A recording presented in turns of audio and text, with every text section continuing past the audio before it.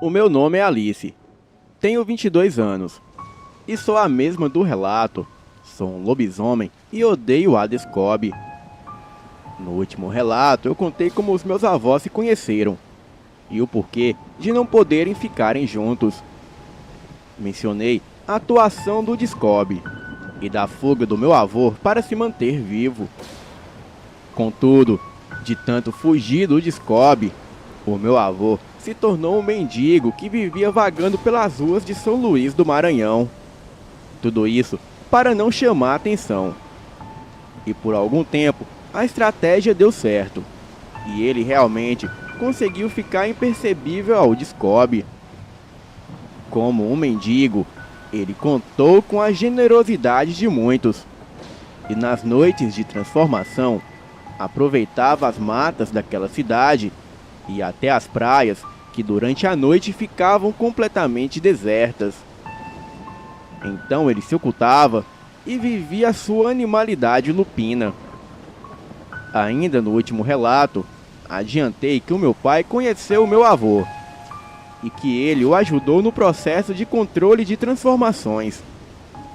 Finalizei revelando que o meu avô foi assassinado por agentes do Discob, mas não pude explicar como. A minha avó criou meu pai no sul do Maranhão, mas vez ou outra regressava ao Mato Grosso do Sul, já que os seus pais, irmãos e as suas filhas viviam lá. A minha avó tinha pavor do Discob, e pela suspeita do meu pai herdar a sina lupina, ela decidiu o manter o mais afastado possível do Mato Grosso do Sul, só o levando em visitas à sua terra natal. Na primeira fase da lua cheia, quando tinha 16 anos, o meu pai se transformou. O pior é que ele se transformava uma noite seguida da outra. A minha avó não sabia o que fazer, apenas tentava manter a calma e esperar que ele voltasse são e salvo para casa. Ele chegou a dar prejuízo a alguns sitiantes da redondeza. E apesar de ter consciência, os seus instintos lupino o dominavam. E foi quando a minha avó resolveu passar 2 semanas no Mato Grosso do Sul. E depois conhecer São Luís do Maranhão. A intenção era proporcionar relaxamento ao meu pai antes que a fase da lua cheia voltasse. A ideia de passar em São Luís foi apenas para aproveitar as praias e a brisa marítima noturna, já que eles sempre tiveram curiosidade de conhecer o mar. Ao desembarcarem no aeroporto Marechal Hugo da Cunha Machado, a minha avó sugeriu um lanche. E foi quando se encaminhavam à praça de alimentação que ela avistou meu avô dormindo numa das cadeiras do saguão. Então ela mal pôde acreditar, uma vez que o conheceu no Mato Grosso do Sul. Emocionada, ela foi até ele levando o meu pai. O meu avô ficou muito emocionado ao saber que tinha um filho. Chegou a chorar muito e a dizer que Deus lhe deu o maior presente que ele poderia almejar na vida. E diante do reencontro de pai e filho, o meu avô aceitou ir para um hotel com a minha avó.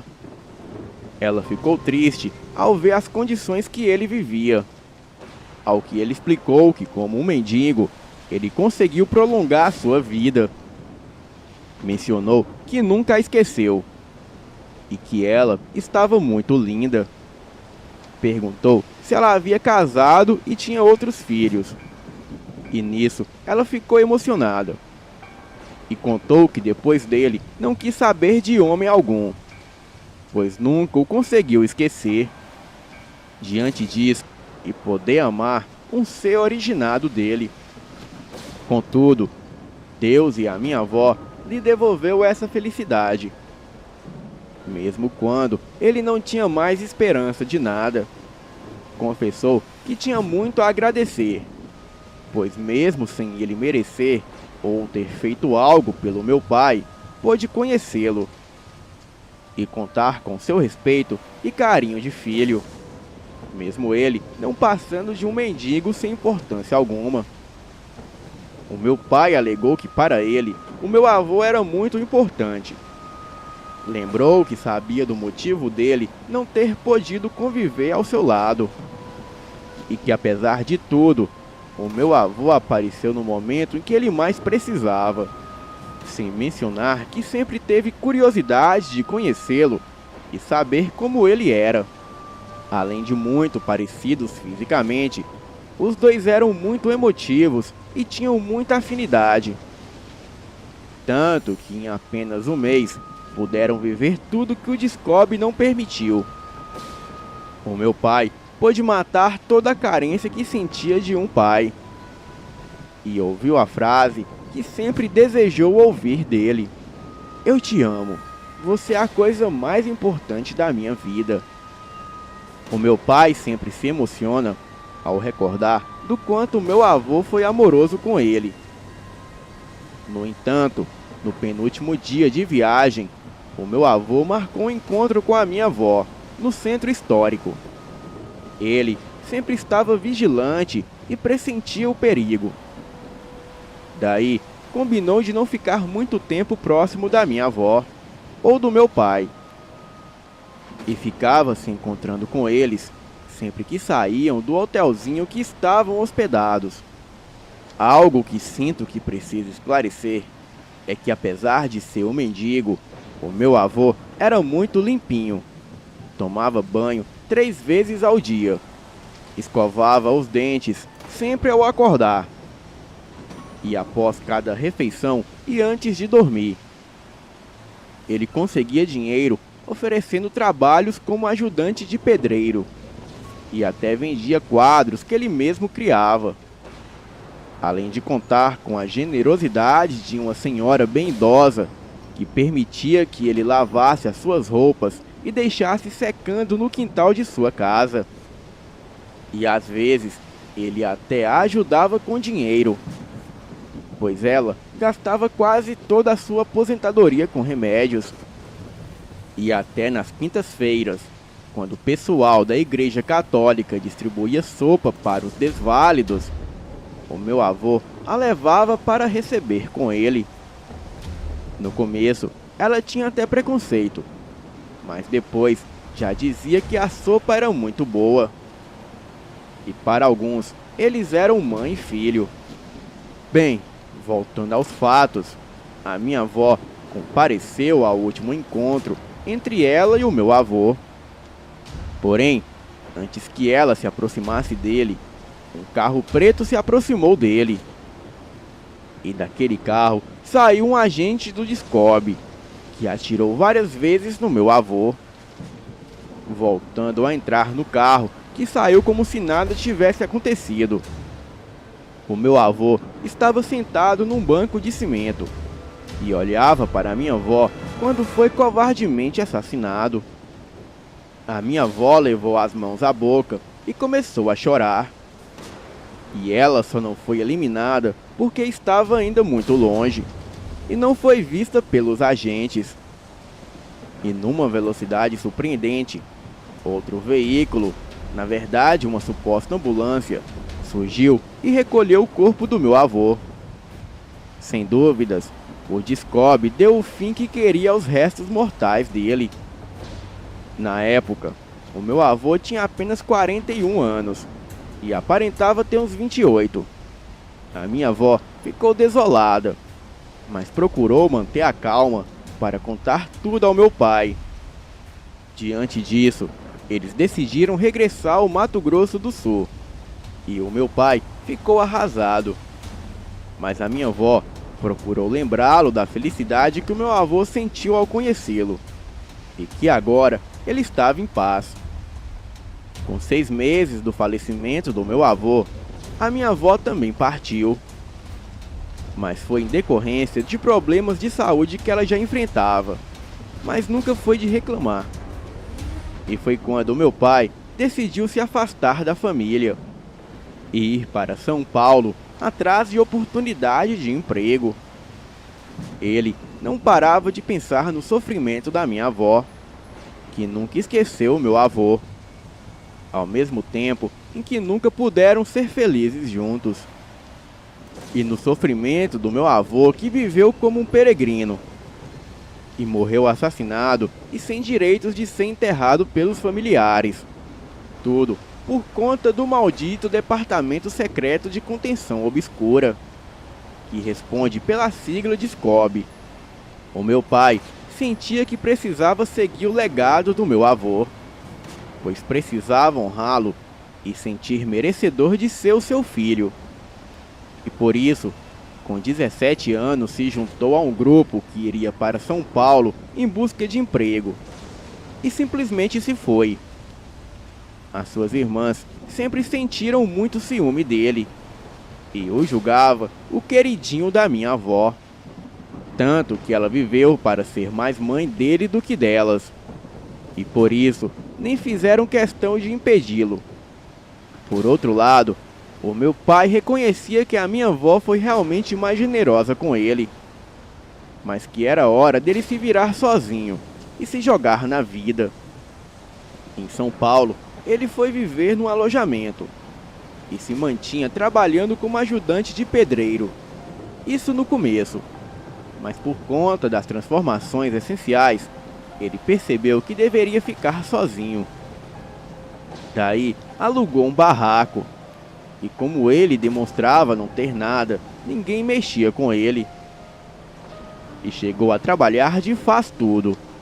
E até se arriscou como garoto de programa em esquinas. Mas fez aquilo por curiosidade, vaidade e por estar com os hormônios à flor da pele. O meu avô mesmo havia dito a ele que também chegou a ganhar dinheiro muito rápido vendendo o corpo. E como todo lobisomem de consciência, ou seja, lobisomens que mantêm a consciência na forma lupina e que se alimentam apenas de caça, diferente de lobisomens bestiais que comem até cocô de outros bichos, o meu pai tinha fortes instintos bissexuais, o que ajudava muito, pois gays pagavam muito melhor que mulheres carentes. Isso foi o meu próprio avô que havia revelado a ele, sem contar a noção de que era bonito e queria se sentir desejado. E por um tempo, o mantra dele foi: o homem que encanta e é desejado pelas mulheres é lindo, mas o que encanta e enlouquece até os homens é irresistível. Lógico que fazia parte do código de manter a boca e o traseiro intocados. Vocês entendem o que eu estou querendo dizer. Aos 19 anos, ele conheceu a minha mãe. Ela era uma jovem bailarina. E ele se encantou assim que a viu com seu grupo de colegas comemorando uma apresentação. Naquele momento, ele decidiu levar a sua vida mais a sério e fazer o possível para se aproximar-se dela, conquistá-la e tê-la como mulher. O meu pai sempre foi um rapaz bonito e de arrancar suspiros dos amantes da beleza masculina. E ainda hoje, ele permanece esbelto e com um corpo bem definido, os cabelos lisos e ondulados com enormes franjas, os olhos verdes, rosto de modelo, voz muito bonita com um jeitinho tímido, mas ao mesmo tempo muito viril e charmoso. Braços fortes e musculosos, abdômen retinho e definido, e as coxas e as pernas grossas e definidas, sendo meio cambota, e o bumbum másculo, arredondado, carnudo e durinho, que a minha mãe adorava elogiar e bater, apenas para deixá-lo meio encabulado. Contudo, a beleza ajuda, mas a estratégia é o que realmente garante o sucesso. O meu pai via a superproteção da família da minha mãe, e como os parentes dela marcavam colado. E como meu pai costumava dizer, eles tinham razão em fazer aquilo, pois a minha mãe, apesar de ser um tanto esbelta, até demais, Ela também era uma mulher muito bonita. Era a mais bonita entre as bailarinas e adorava se apresentar com a sua companhia. Chegou a fazer apresentações até fora do Brasil. Sempre foi muito meiga, gentil, sorridente, mas procurava fugir dos assédios. O meu avô fazia questão de acompanhá-la de perto. Daí, o meu pai, que sempre teve um chamado para a dança, embora nunca se interessou, começou a acompanhar as apresentações do grupo dela. E até mesmo inventou que queria ser um bailarino. E como era um rapaz jovem, mais estratégico, ele se aproximou de um colega dela que era gay, jogando seu charme para o rapaz, pois sabia que rapazes gays eram mais fáceis de acolher pessoas e dar oportunidades a elas. Entretanto, o meu pai se aproximou de maneira respeitosa, dando a entender que só queria apenas uma oportunidade para dançar, e que nem percebia que o bailarino era gay. E o rapaz se colocou à disposição para ajudá-lo.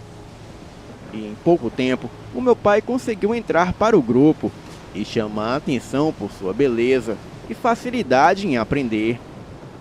Mas os seus olhos estavam voltados mesmo era para minha mãe. Ele percebeu que a maioria dos seus colegas eram arrogantes e muito cheios de si, também extremamente competitivo.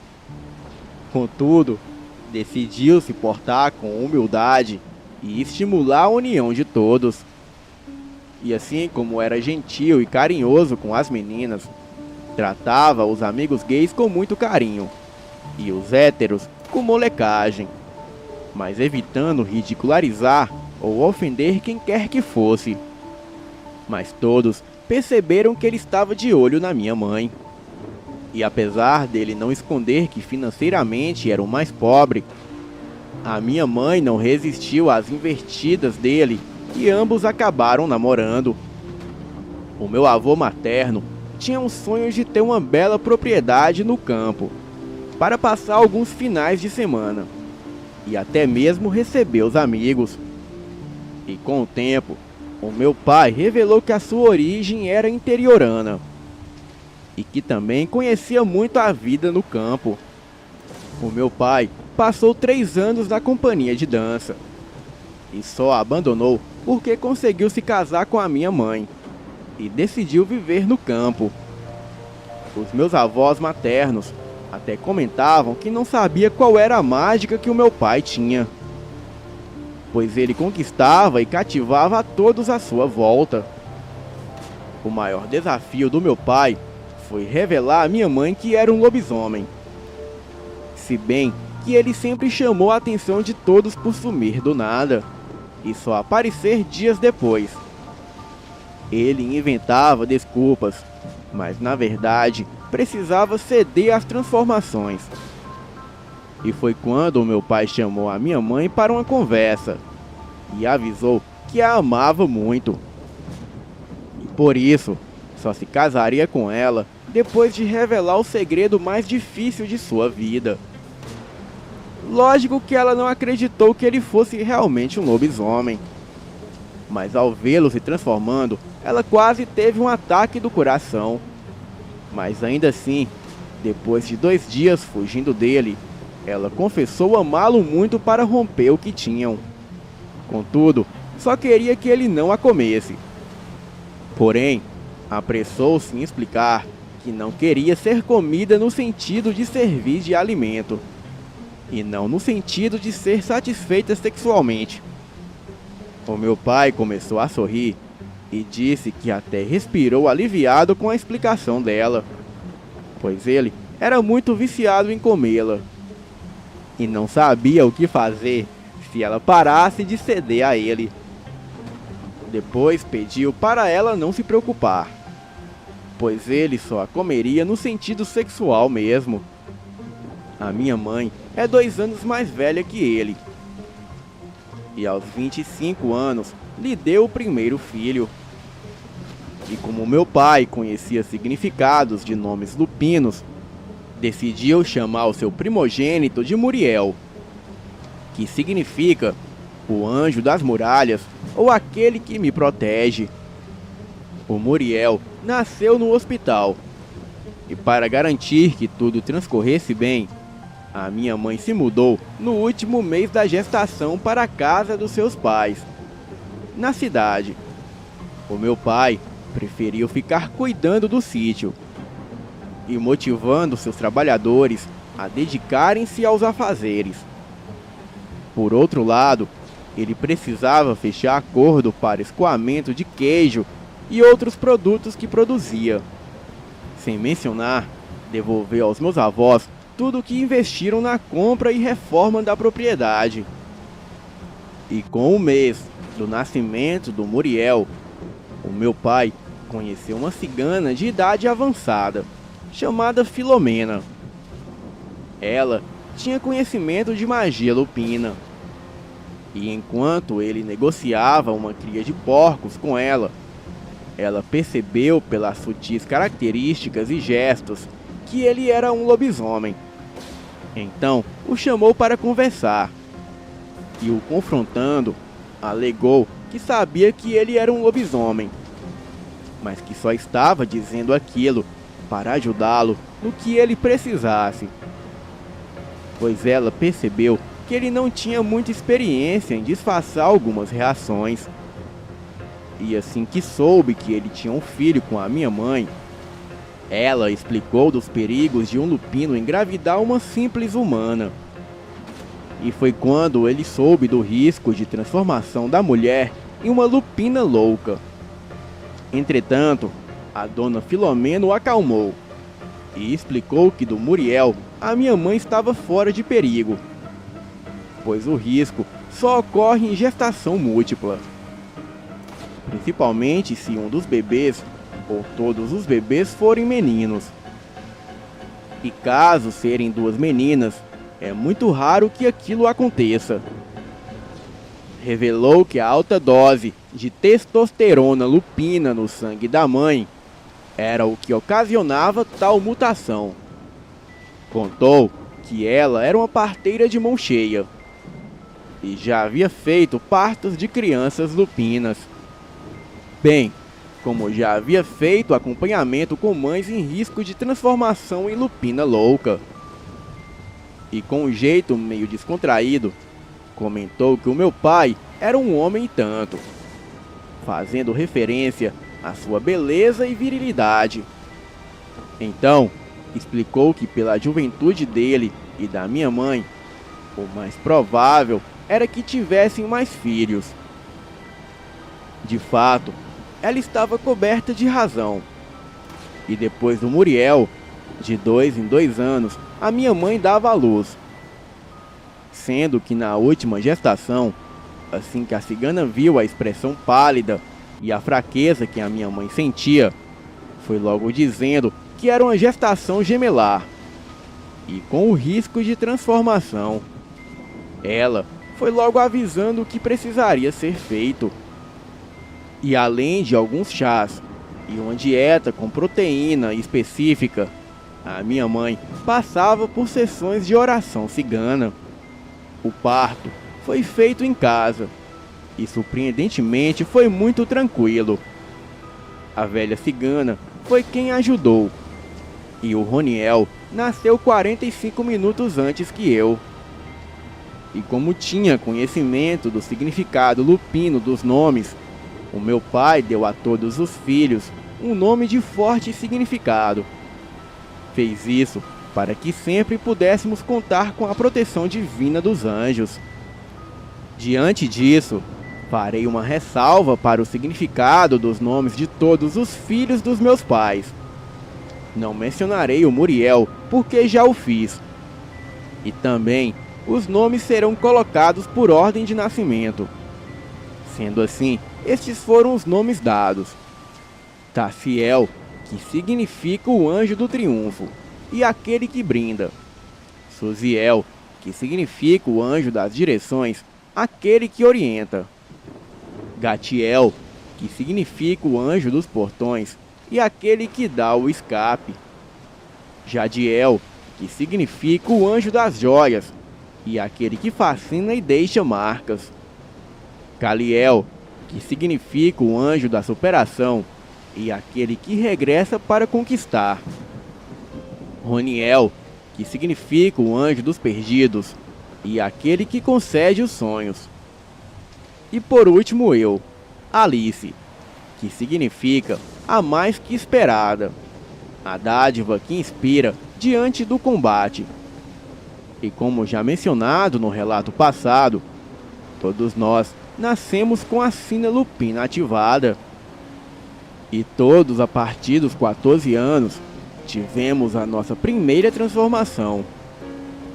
O nosso pai sempre foi muito presente e nos ajudava, oferecendo animais para que comêssemos antes de sairmos para caçar. E como Roniel e eu tivemos a nossa primeira transformação juntos, ele nos recomendou a ficarmos sempre próximos um do outro, e até nos ensinou a improvisar roupas com folhas.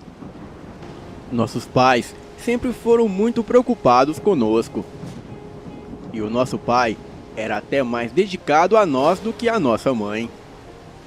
E como eu era a única filha deles, o meu pai não dormiu a noite toda, só descansando o coração quando me viu regressando de madrugada com o Roniel ao meu lado. Ele foi logo nos oferecendo um chá de desintoxicação e perguntando se comemos apenas caças frescas. Explicamos que sim, e nisso ele quis saber até onde fomos e se nos expomos a algum perigo. A nossa mãe sempre ficava preocupada a cada primeira transformação, e para evitar que corrêssemos perigo sozinhos, o nosso pai sempre caçava conosco e nos treinava a sermos silenciosos e a não nos focarmos unicamente nas caças, mas nos perigos de exposição. O nosso pai fazia questão que seguíssemos à risca todas as recomendações e que só nos embrenhássemos em matas virgens. E ainda assim estava atento se não havia caçadores. E por confiar nele, a nossa mãe até conseguia dormir e relaxar quando ele participava de caçadas conosco. Deixando de lado a parte lupina, o nosso pai nos criou contando tudo o que sabia sobre o mundo lupino. Também era um pai presente, muito preocupado, carinhoso e sempre disposto a nos ajudar. É o tipo de pai que morre por seus filhos. E apesar de ser preocupado, ele prioriza o respeito a cada um dos filhos. E desde quando Kaliel era criança, que o meu pai sentiu que ele era o seu filho mais diferente. O meu irmão sempre foi muito reservado, o mais tímido dos 7 meninos, sem mencionar o jeitinho mais carinhoso e sensível. A nossa mãe ensinava balé na escola da vila, e o Kaliel adorava dançar. E também sempre se mostrou mais sensível à crítica dos meninos. E com apenas 9 anos de idade, ele já reparava muito nos outros meninos. E também tinha um jeitinho meio afeminado. A minha mãe ficou desesperada. E conversando com meu pai, disse que não tinha estrutura para aquilo. Porém, o meu pai a repreendeu e disse que independente do que um filho fosse, o dever dos pais era respeitar e apoiar. Lembrou qual era o problema daquilo, e que se por um acaso ela não estava acostumada a ter amigos gays. E nisso, ela falou que amigos era uma coisa, mas um filho era diferente. E diante disso, ele deu uma bronca nela e alegou que o dever dos pais era ser mais maduros que os filhos e não colocar preconceitos e desrespeitos acima do amor. Aos 13 anos, o Kaliel chamou meu pai para uma conversa. E muito nervoso, ele contou que o meu pai já sabia. E chegou até a dizer que era indigno de ser o seu filho. e que sentia muito em causar tamanha vergonha a ele. Nisso, o meu pai o abraçou e contou que conhecia cada um dos seus filhos, e sempre soube o que o Caliel era. E depois comentou que ele era sim, digno de ser o seu filho, pois confiou nele ao expor algo tão íntimo.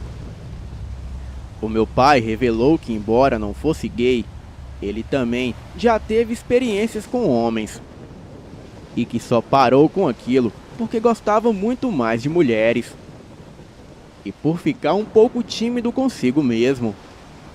Mas se todas as mulheres do mundo morressem, lógico que ele partiria para arrumar um homem, pois pior é ficar sozinho. Caliel até sorriu do que o meu pai falou. E quando os demais irmãos souberam, ninguém estranhou ou mesmo criticou. Apenas a nossa mãe alegou que ficaria sem jeito se os seus pais soubessem. Diante disso, o meu pai alegou que o pai do Caliel era ele, e que lógico que não sairia contando nada por respeito à decisão do Caliel, pois era ele que tinha o direito de se expor a quem bem entendesse.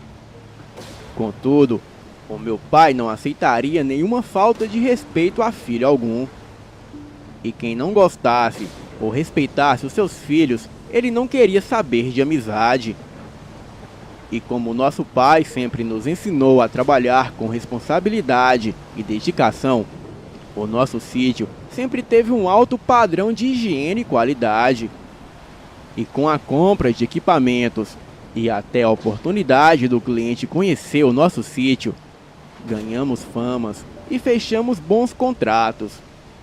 Neste período, alguns dos nossos irmãos já tinham mulheres e até casa na nossa propriedade, pois com o tempo, o meu pai começou a comprar terras de vizinhos e foi aumentando o nosso sítio até que o sítio chegou ao patamar de uma fazenda. E foi neste período que apareceu o tal do Adriano Gardênia. Ele dizia um homem de negócio e visão, e começou a oferecer dinheiro para comprar as terras das redondezas. E de acordo com alguns fazendeiros, ele alegava que ao invés de explorarem a terra como deveria, os fazendeiros da região ficavam plantando mato e criando bichos idiotas. Segundo ele, quem tinha juízo investiria em mineração. E quando soube dos planos dele, os fazendeiros se recusaram a vender as suas terras, pois sabiam que mineração acaba destruindo o solo, poluindo rios e tornando as terras impróprias. Adriano Gardênia andava com alguns guarda-costas, e não custou muito para conseguir a antipatia de todos, pois não passava de um abusado, e só queria se vestir bem, andar mostrando dinheiro e joias de ouro, e ficava tomando gosto com as mulheres. Um sitiante desesperado para morar com os parentes em outra cidade, vendeu a sua propriedade para ele. Mas Adriano Gardênia alegou que ali não tinha nada. E meses depois, ele decidiu morar no tal sítio com a mulher e seus 5 filhos. A primeira coisa que ele fez que desagradou meu pai foi tomar gosto com a minha mãe na escola. Isso no dia que foi matricular o Amsterdã, o seu filho caçula de 17 anos. Quando soube disso, o meu pai foi até ele tomar satisfação. Ao que ele disse que não tinha culpa da minha mãe ser gostosa.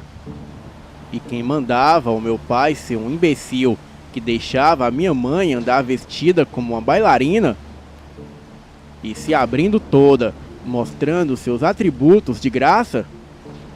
O meu pai não ouviu mais nada e partiu para cima do Adriano, desferindo socos, chutes e por pouco quase o estrangulou. Adriano não se intimidou no começo da briga, mas levou a pior. Inclusive, perdeu 2 dentes. Um dos homens quis atirar no meu pai, mas ele não permitiu. Disse que adorava uma boa briga e que ter apanhado para um fazendeiro matuto só o deixou mais contente, pois sabia muito bem o que fazia para tirar o matuto do sério. Uma semana depois, ele apareceu na casa do meu pai, oferecendo dinheiro para comprar sua propriedade. Ao que parece, ele não sabia que o meu pai era dono da terra. E ao reconhecê-lo, alegou que começaram com o pé esquerdo. Lógico que o meu pai não quis conversar com ele e o tocou para fora de nossas terras. E foi quando ele disse que o meu pai era um homem de sorte, mas não sabia aproveitar nada que tinha, nem as terras e nem a mulher. O Muriel foi quem segurou o meu pai. E foi quando o Adriano deu uma piscadinha para ele, e o olho esquerdo dele ficou vermelho.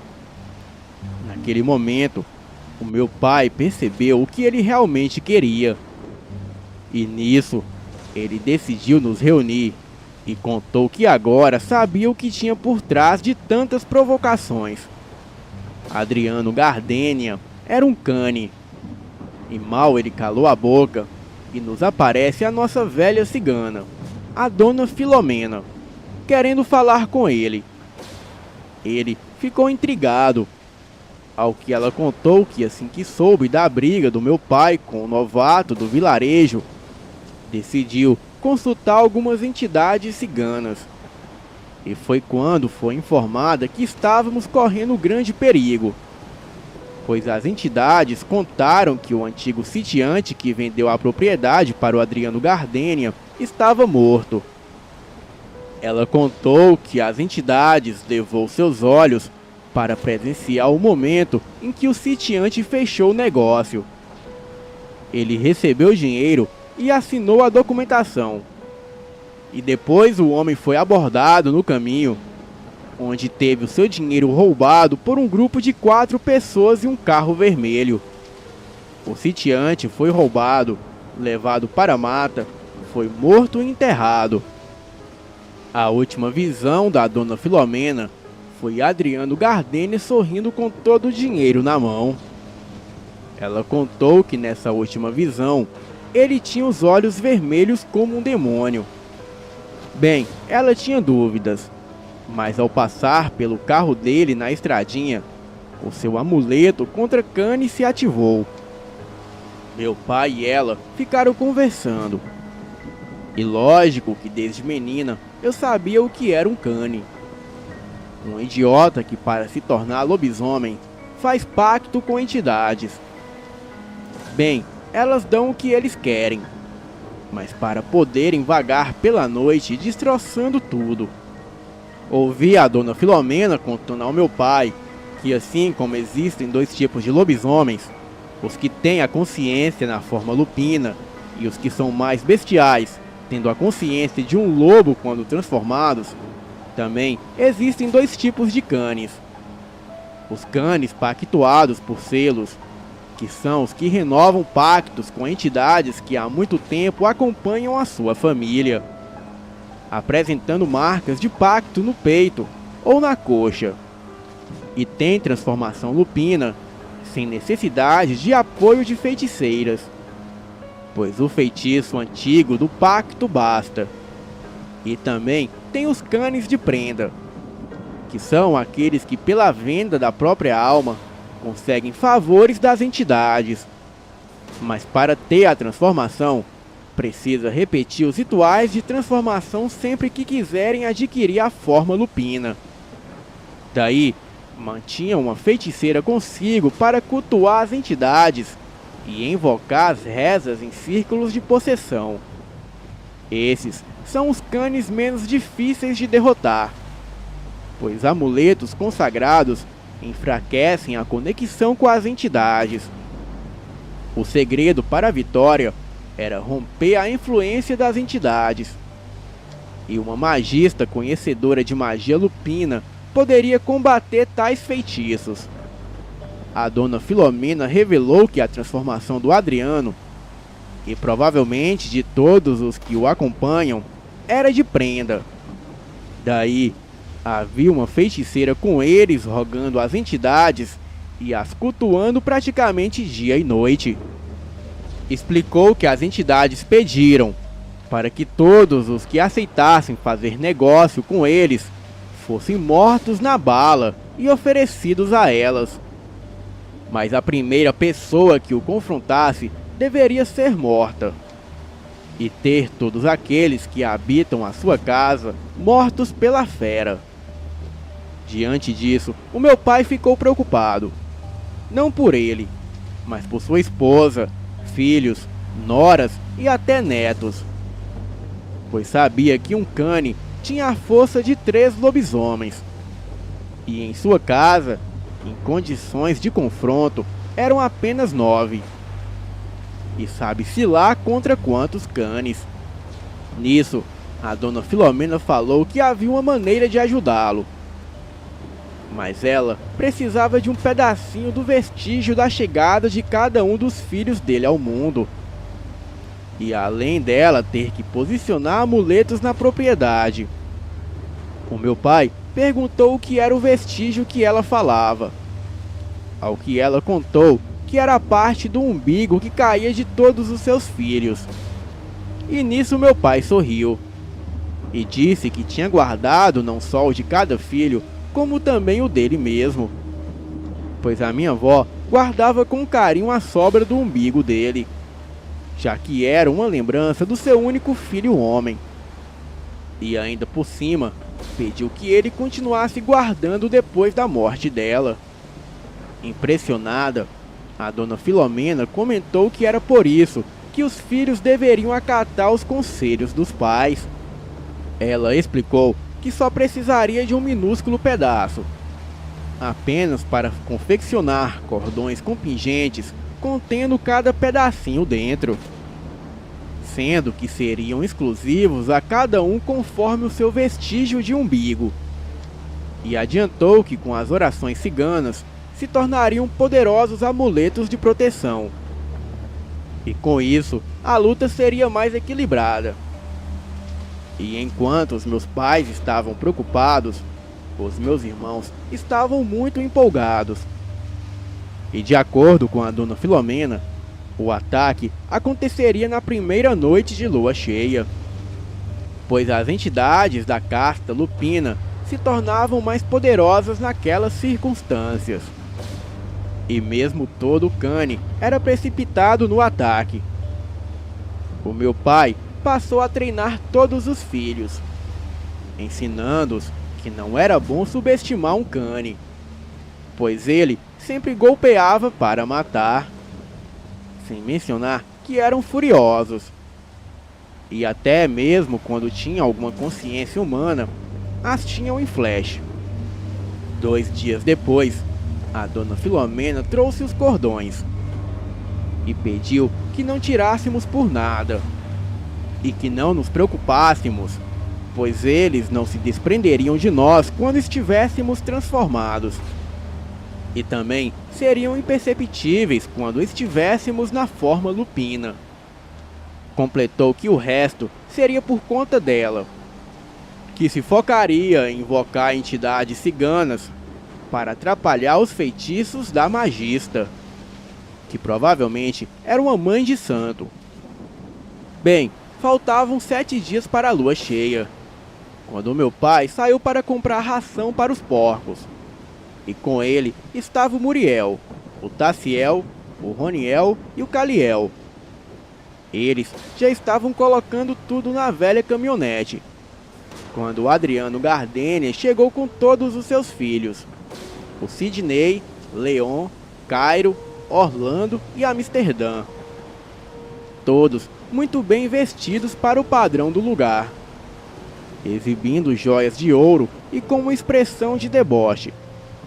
E foi quando o Adriano voltou-se a nós e disse: "Aí, sério, passa lá em casa para pegar um pouco de sal", ele comentou antes de começar a sorrir, sendo acompanhado pelos idiotas dos filhos dele. O meu pai comentou que se ele não se achava velho para ficar de deboches adolescentes, E nisso ele comentou que velho quem saberia era a minha mãe, quando ele desse o fim merecido ao meu pai e estivesse se divertindo com ela. Muriel segurou o braço do meu pai e fez sinal para ele não dar ouvidos à provocação. E nisso, para se exibir, o Leon voltou-se ao Caliel e perguntou qual era o problema dele. Se por um acaso ele estava o achando bonito. E Caliel respondeu que quem achava Carniça bonita era o Urubu. E nisso o Roniel e o Taciel começaram a sorrir. Mas fizeram mesmo aquilo por rirem de qualquer coisa. E diante disso, o Sidney comentou que era para eles sorrirem mesmo, e sorrirem bem. Pois daqui a uns dias, seria ele que estaria sorrindo na sepultura de toda a nossa família. Depois disso, eles se dirigiram à loja de artigos religiosos ao lado.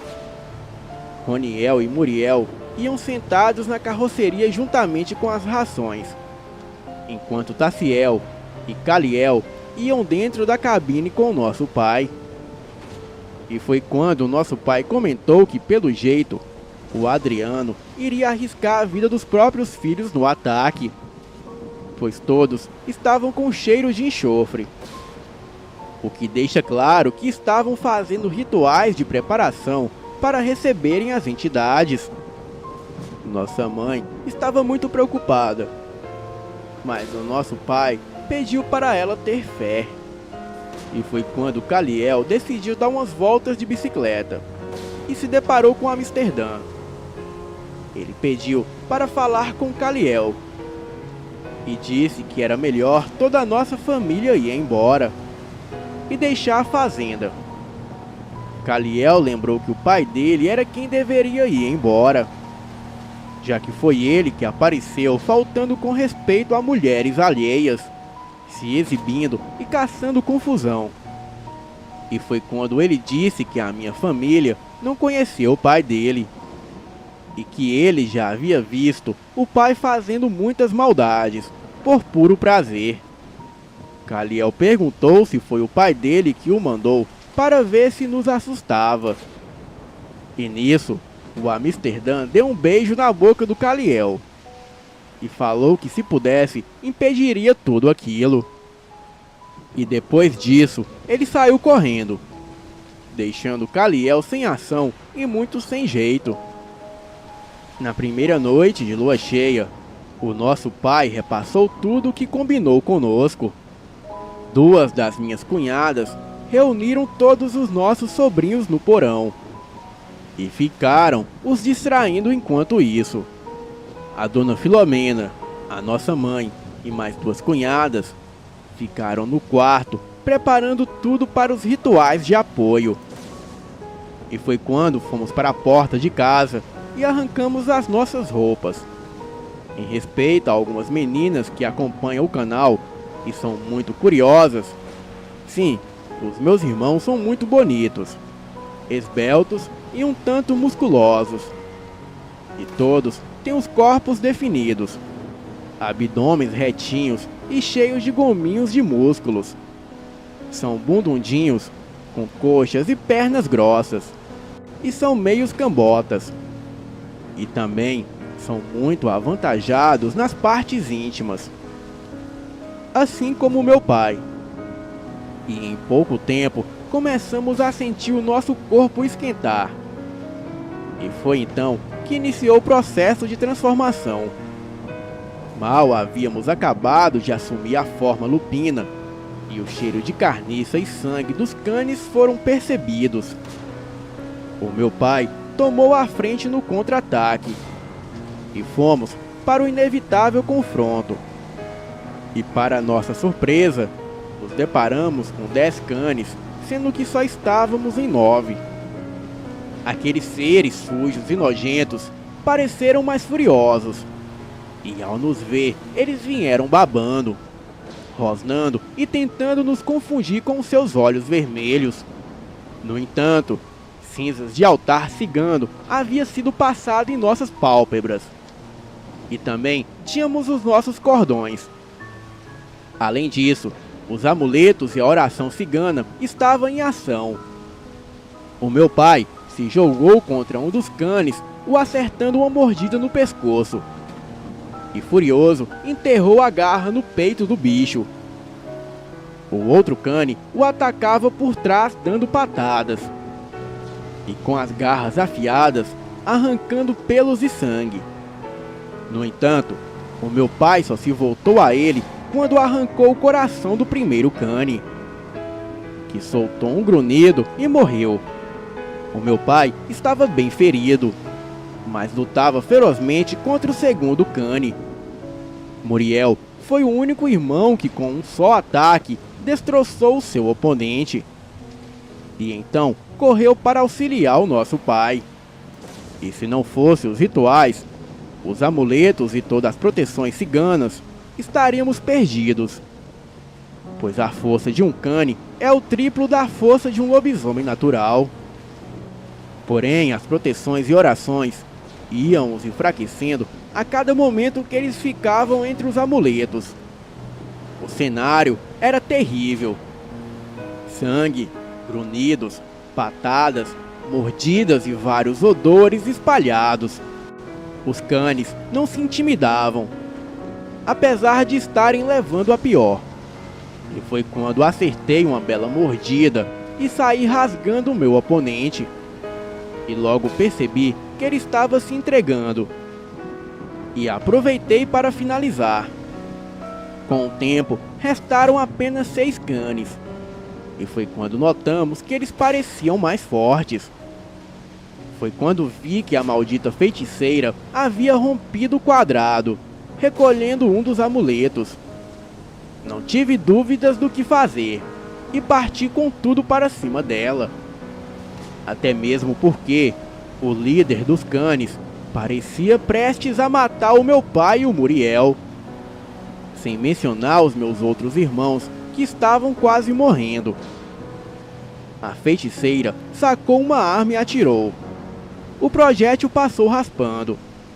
Mas o meu prazer foi destroçar aquela maldita. E devido a isso, os canes perderam todo o vigor e começaram a estremecer. E aquele foi o fim de quase todos. Menos do cane que enfrentava o Kaliel, pois o meu próprio irmão o protegia, chegando inclusive de perder os filhos, e disse que preferia morrer com eles a perdê-los numa única noite. Todos os irmãos odiaram a atitude do Kaliel, mas o meu pai, mesmo não concordando, o apoiou.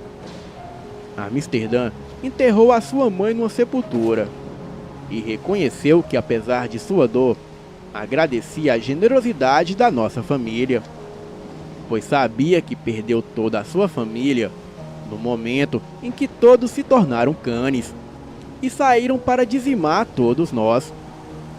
E por amor ao Kaliel, o meu pai permitiu que o Amsterdã ficasse conosco. Kaliel pediu perdão a Roniel e depois aos demais irmãos. Implorou que eles fossem misericordiosos e demonstrassem que não éramos iguais aos canes. E com o tempo, o Amsterdã foi aceito por todos nós, pois ele não era um cane pactuado. E com a morte da feiticeira, não poderia mais se transformar. E por outro lado, ele demonstrou amar muito Kaliel. Contudo, há sempre uma pitada de desconfiança se um dia ele não se voltará contra nós.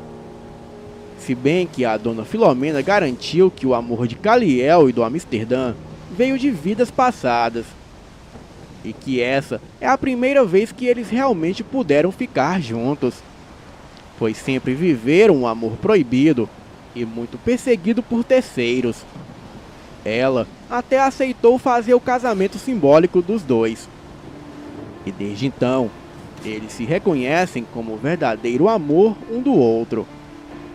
Hoje, 3 anos depois, sou casada e mãe de 2 meninas. O meu esposo é um homem muito amoroso e nos ajuda a tocar a fazenda. Todos os meus irmãos são casados e pais de família. Continuamos morando na propriedade de nossos pais, cada um em sua casa própria, feita em mutirão por nós mesmos. Caliel e Amsterdã continuam juntos e têm 4 gatos e 5 cães, que são o xodó de ambos. E apesar das diferenças, todos nós damos bens e somos muito unidos, mas sempre vigilantes a perigos, principalmente os que envolvem o DSCOB, Departamento Secreto de Contenção Obscura. Boa noite.